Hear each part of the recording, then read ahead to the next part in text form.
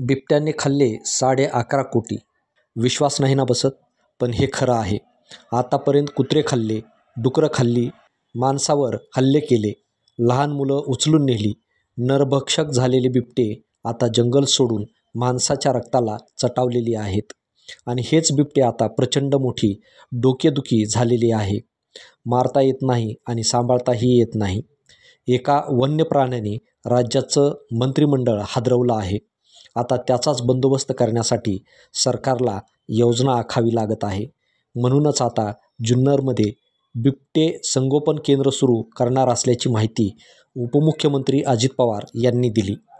आज मुख्यमंत्र्यांच्या अध्यक्षतेखाली बिबट्याचा खूप मोठ्या प्रमाणावर जो काही एकंदरीत संख्या वाढलेली आहे आणि अनेक लोकांचे जीव गेलेले आहेत, मुलांचे गेलेत, मुलींचे गेलेत आणि खूप भीतीचं वातावरण विशेषतः महाराष्ट्रातल्या अनेक भागात नावच घ्यायची म्हटलं तर पुणे जिल्हा, अहिल्यानगर जिल्हा, नाशिक जिल्हा, कोकणचा आपला रत्नागिरी आणि तिकडचाही काही भाग असा वेगवेगळ्या भागामध्ये जिकडं बिबट्यांची संख्या वाढतीये.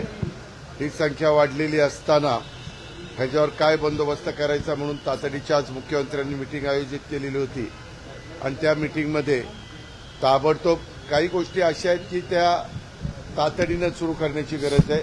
आम्ही त्या एरियामध्ये शाळा 9:30 ते 4 असं टायमिंग ठेवलंय की जेणेकरून साधारण दुपारची वेळ असतानाच मुलं घरी यावीत संध्याकाळच्या आत.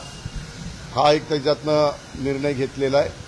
दुसरं म्हणजे तिथले पिंजरे आणि बाकीच्या कामाला जसं पुण्यामध्ये 11.5 कोटी रुपये दिले तसं अहिल्यानगर, नाशिक आणि त्या सगळ्या भागामध्ये जो काही निधी लागेल तो तातडीनं उपलब्ध करून देण्याच्याबद्दलच्या सूचना देण्यात आलेल्या आहेत.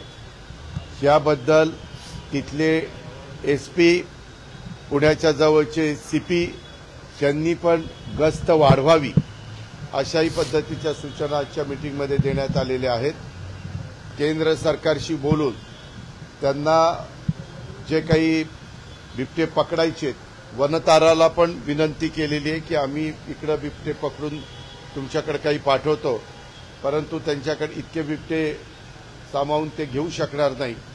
म्हणून जुन्नरच्या परिसरामध्ये माणिकडोहला एक बिबट्यांचं केंद्र निर्माण केलेलं आहे.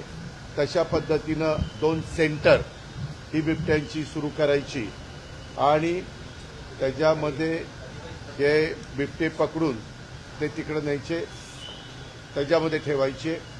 दुसरी गोष्ट फॉरेस्ट डिपार्टमेंटला विचारून जे नरभक्षक आहेत ते बिबट्यांना गोळी घालण्याची परवानगी घ्यायची आणि काहींना परवानगी दिलेली आहे तशा पद्धतीनं त्यांचा बंदोबस्त केलेला आहे. परंतु खूप मोठ्या प्रमाणावर भीतीचं वातावरण आहे. परंतु अजून जुन्या ज्यांच्या मोटारी इलेक्ट्रिकवर असतील त्यांना दिवसा वीज त्या बिबट्याप्रवण भागामध्ये देण्याच्या बद्दलची पण निर्णय आज मुख्यमंत्र्यांच्या अध्यक्षतेखाली झालेल्या मीटिंगमध्ये घेण्यात आलेला आहे. आणि ते जे 2 सेंटर सुरू करायची त्याचा प्लॅन इस्टिमेट ताबडतोब करायला सांगितलेलं आहे.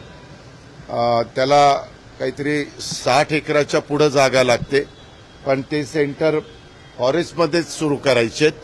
फॉरेस्टला तशा प्रकारची जागा उपलब्ध आहे आणि ते बिबटे पकडून त्याच्यामध्ये ठेवायचे.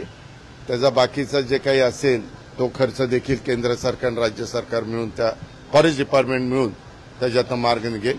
परंतु कुठल्याही परिस्थितीमध्ये तिथल्या लोकांचं जे काही सुरक्षितता आहे ती धोक्यात येऊ नये म्हणून जी काही काळजी आणि खबरदारी ही एसपी, कलेक्टर, सीओ ह्या सगळ्यांना तशा सूचना देऊन फॉरेस्टला पण तिथं अधिकचं लक्ष केंद्रित करायला सांगितलेलं आहे. आणि ते जेवढ्या गतीनं बिबटे पकडता येतील तितक्या गतीनं पकडून त्यांना सेंटरमध्ये शिफ्ट करायचं. हा खर्च प्राथमिक आहे.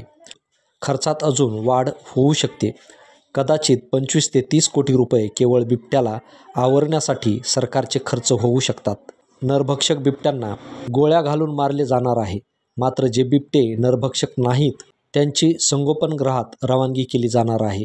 थोडक्यात जोपर्यंत बिबट्या मानवी देहाचं भोजन करणार नाही तोपर्यंत त्याला नरभक्षक म्हणता येणार नाही किंवा त्याला गोळ्या घालता येणार नाहीत, हे देखील सत्य आहे.